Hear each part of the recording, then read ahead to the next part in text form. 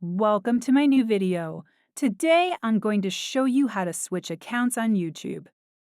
First, open the YouTube app or website on your phone or computer.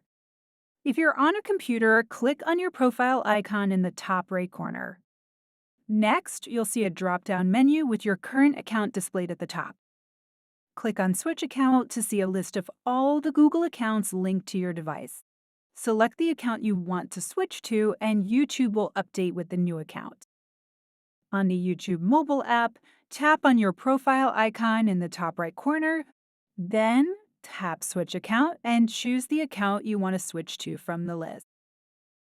And that's it! You've successfully switched accounts on YouTube. If you found this video helpful, don't forget to subscribe to the channel and hit the bell icon. See you in the next video.